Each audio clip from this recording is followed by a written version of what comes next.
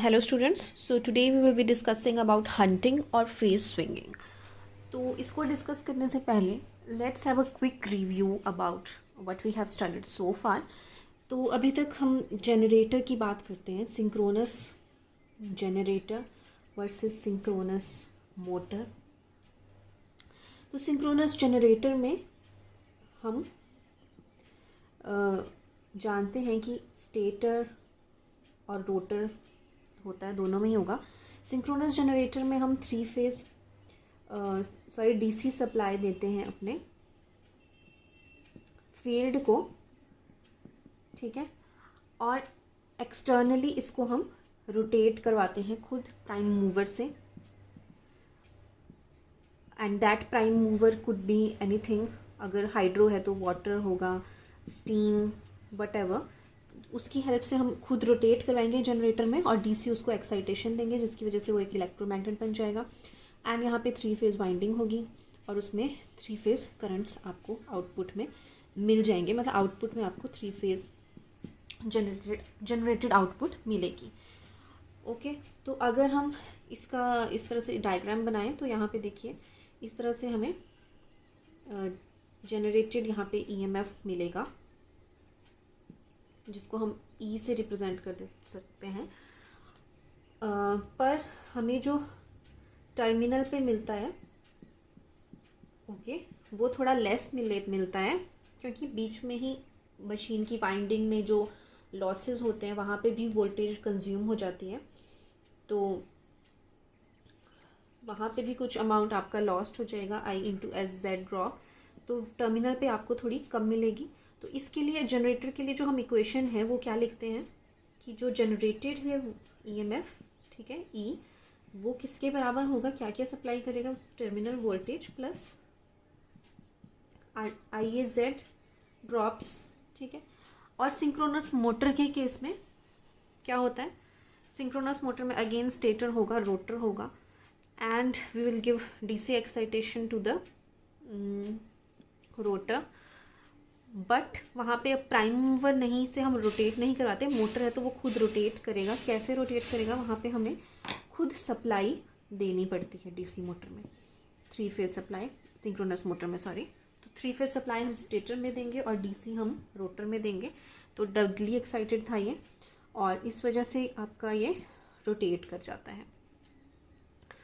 तो यहाँ पे देखिए आप, जनरेटर में हमें 3 फेज़ सप्लाई आउटपुट में मिलती है, प्राइम मूवर से हम उसको रोटेशन प्रोवाइड करते हैं, और मोटर में हमें 3 फेज़ सप्लाई हम खुद देते हैं.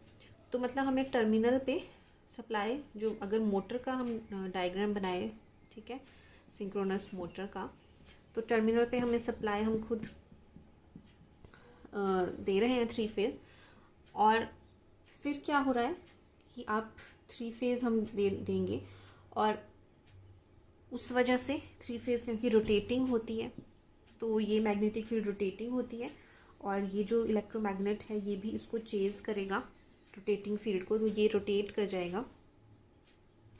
अब जब ये रोटेट करेगा इलेक्ट्रोमैग्नेट, तो इसकी जो फील्ड है अगेन ये कट करेगी स्टेटर के कंडक्टर्स को, ठीक है, बिकॉज अब ये आपका रोटेट कर रहा है मोटर में, तब भी तो ये कट करेगा अपने कंडक्टर को, तो तब भी वहाँ पे वोल्टेज जनरेट होगी इसकी वजह से, फ्लक्स कटिंग की वजह से. और जो बैक ईएमएफ है, ठीक है, वो अपने कॉज को अपोज करेगी, तो यहाँ पे आपका बैक ईएमएफ प्रोड्यूस होगा. अब आप दोनों को कंपेयर करके देख सकते हैं, जनरेटर में वोल्टेज जो जनरेट हो रही है उसकी वजह से हमें टर्मिनल पे मिल रही है, और यहाँ पे हम खुद टर्मिनल पे दे रहे हैं और साथ में बैक ईएमएफ प्रोड्यूस हो रहा है, ठीक है, क्योंकि रोटर को रोटेट कर रहा है, उसकी वजह से वोल्टेज जनरेट होगी जो अपने कॉज को अपोज करेगी. तो इसमें इंटरचेंज हो जाता है.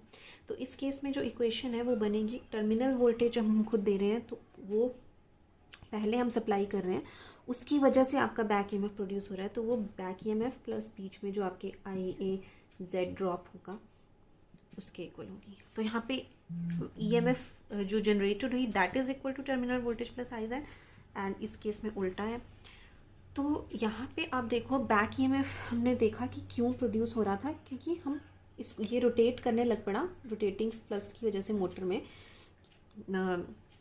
दोबारा से हम देख लेते हैं कि यहाँ पे स्टेटर था और रोटर था। स्टेटर में हमने 3 फेज़ सप्लाई दिया और इधर हमने डीसी दिया। तो 3 फेज़ जो करंट, इसकी वजह से जो फील्ड बनता है वो रोटेटिंग बनता है, तो ये रोटेट करने लग पड़ा और डीसी भी इलेक्ट्रोमैग्नेट बन चुका है। और यहाँ पे हम स्टार्टिंग मेथड्स अगर एम्प्लॉय कर लें देन वो भी रोटेट करने लग जाएगा। तो आपका ये भी मोटर आपका वर्क करने लग पड़ा, ये रोटेट करने लग पड़ा। अब इसकी जो फ्लक्स है, ठीक है, ये रोटेट कर रहा है, तो ये भी तो इन कंडक्टर्स के साथ लिंक करके कट करेगी, तो इसमें भी वोल्टेज प्रोड्यूस होगी जिसको हम बैक ईएमएफ बोलते हैं। तो वो इसकी वजह से है। तो यहाँ पे अगर हम एक्साइटेशन इसकी इंक्रीज़ कर देते हैं, फील्ड एक्साइटेशन, ठीक है, तो अगर एक्साइटेशन इंक्रीज़ कर देते हैं तो ज़्यादा फ्लक्स कट करेंगे कंडक्टर। ये ज़्यादा स्ट्रॉन्ग इलेक्ट्रोमैग्नेट बन जाएगा अगर हम इसमें एक्साइटेशन, मतलब इसमें डीसी वो जो वोल्टेज है या डीसी करंट जो फ्लो कर रहा है वो इंक्रीज़ करेंगे, तो इसकी फ्लक्स ज़्यादा बनेगी और ज़्यादा फ्लक्स कट करेगी तो ज़्यादा बैक ईएमएफ बनेगा। तो जो एक्साइटेशन वोल्टेज है और वो डायरेक्टली प्रोपोर्शनल होती है बैक ईएमएफ के। तो यहाँ पे जो फेज़र डायग्राम है वो इस केस में कैसे बनता है कि ये टर्मिनल वोल्टेज है और टर्मिनल वोल्टेज से लैग करेगी हमेशा बैक ईएमएफ, ठीक है। तो बैक ईएमएफ लैग करता है हमेशा, ये हमने पहले ही भी देखा है और मैं लिंक में डिस्क्रिप्शन बॉक्स में लिंक कर दूंगी जो वीडियोस रिलेटेड हैं। तो और उसके बाद हम करंट, अगर मान लो लैगिंग करंट है, suppose this is your current, तो यहाँ पे हम इसके पैरेलल में IAR ड्रॉप होगा एंड इसके परपेंडिकुलर में आपका IAZ ड्रॉप होगा। तो इस तरह का आपका फेज़र बनता है। तो बोलने का मतलब ये है कि टर्मिनल वोल्टेज लीड करेगा और बैक ईएमएफ लैग करेगा। बैक ईएमएफ हमने देखा directly proportional to field EMF भी है क्योंकि फील्ड फ्लक्स की वजह से वो बना है।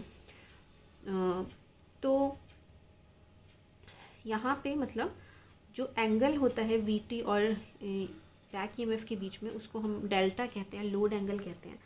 तो हमें पता है कि सिंक्रोनस जो मोटर है वो सिंक्रोनस स्पीड पे वर्क करता है, ठीक है, मतलब उसकी स्पीड तो लोड के इंडिपेंडेंट है।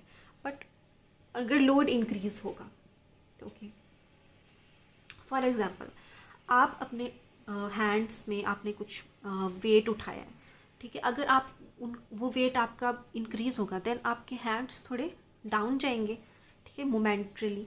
अगर आपको कांस्टेंट उसको मेंटेन करके रखना है तो आप ज़्यादा उस पर टॉर्क लगेगा, ओके, अगर ज़्यादा लोड है। तो सिंक्रोनस स्पीड में क्या है, उसकी स्पीड तो वो कांस्टेंट मेंटेन करके रख रहा है। तो अगर सिंक्रोनस मोटर पे हम मैकेनिकल लोड जब इंक्रीज़ होगा तो क्या होगा, मोटर हल्का सा पीछे जाएगा, बैक जाएगा।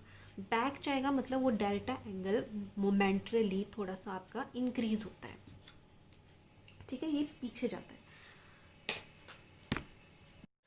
So in steady state the rotor runs at synchronous speed at constant value of torque angle. जब लोड कांस्टेंट है तो ये स्पीड इसकी सिंक्रोनस होगी और टॉर्क एंगल भी आपका कांस्टेंट होगा। If there is sudden change in load the equilibrium is disturb. अगर एकदम से लोड इंक्रीज होगा या डिक्रीज होगा तो ये जो बैलेंस मेंटेन्ड है स्पीड और एंगल का वो डिस्टर्ब हो जाएगा।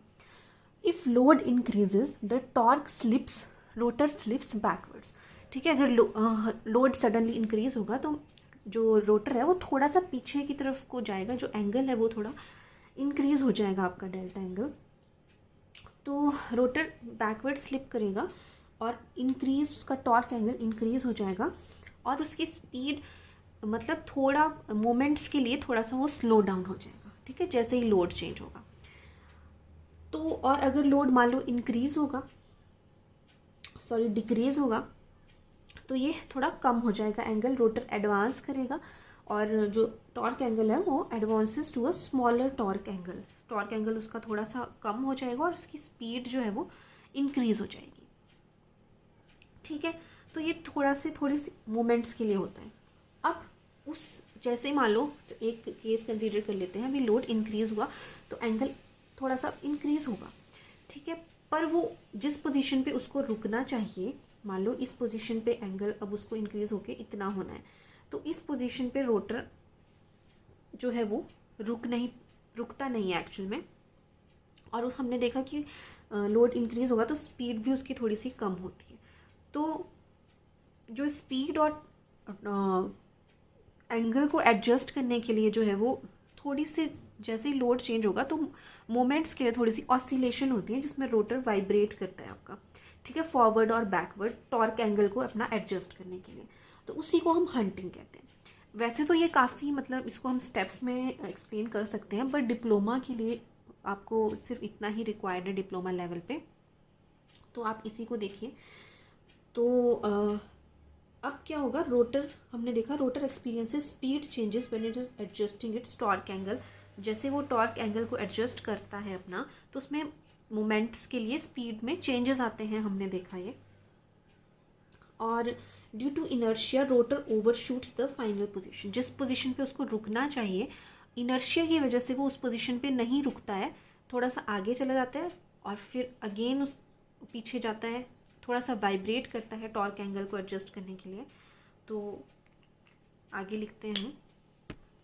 So the quick forward and backward motion of the rotor in search of correct torque angle, जैसे वो टॉर्क एंगल को एडजस्ट करता है और उसमें थोड़ी सी स्पीड चेंजेस भी होते हैं, तो उसमें थोड़ी सी ऑसिलेशंस होती हैं, तो उसी को हम हंटिंग कहते हैं। The quick forward and backward, हल्का सा वो आगे पीछे मूव करता है, ऑसिलेशंस होती हैं। तो quick forward and backward motion of the rotor in search of correct torque angle due to, torque angle क्यों वो चेंज कर रहा है, due to change loading conditions, क्योंकि लोडिंग कंडीशंस चेंज हुए हैं, उसी को हम हंटिंग कहते हैं।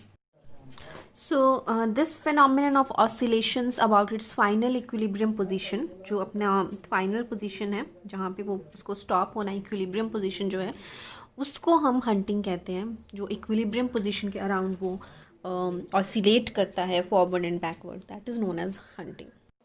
Now let's discuss the causes of hunting. तो पहला कॉज है सडन चेंज इन लोड, जैसा कि हम जानते हैं। देन दूसरा कॉज हो सकता है अगर फील्ड करंट हमने एक्साइटेशन सडनली इंक्रीज या डिक्रीज की, तो भी उससे भी हंटिंग हो सकती है। नेक्स्ट है due to fault occurring in the system, कोई फॉल्ट आ जाता है, ठीक है, तो उससे भी सडन लोड में चेंज आता है।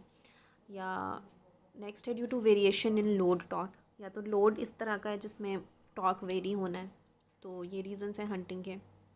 Next we have effects of hunting. तो हंटिंग से क्या होता है, एक है it may lead to the loss of synchronism, मतलब अगर ज़्यादा ऑसिलेशंस हो गई तो कई बार मोटर सिंक्रोनस स्पीड पे रन करना स्टॉप कर देती है, मतलब वो बिल्कुल फॉल आउट कर देती है सिंक्रोनिज्म से, तो सिंक्रोनिज्म ख़राब हो सकता है इससे। Next it may cause variation in the supply voltage thus producing flickering of the lamps, जो सप्लाई वोल्टेज है उसमें भी वेरिएशन आ जाती है हंटिंग से, और जो अगर लैम्प्स सिस्टम में लगे हैं तो वो भी फ्लिकर करना स्टार्ट कर देते हैं वोल्टेज चेंज की वजह से। नेक्स्ट है हंटिंग की वजह से मैकेनिकल स्ट्रेस होता है रोटर शाफ्ट में, क्योंकि ऑब्वियसली उस पर ऑसिलेशंस होंगी तो उसके शाफ्ट को हार्म कर सकता है मैकेनिकल स्ट्रेसेस से।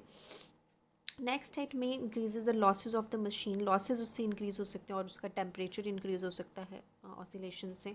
एंड लास्ट है कि रेजोनेंस भी हो सकती है, अगर फ्रीक्वेंसी मैचिंग हो जाए तो रेजोनेंस हो सकती है और उससे बहुत हार्म कर सकता है वो मशीन को।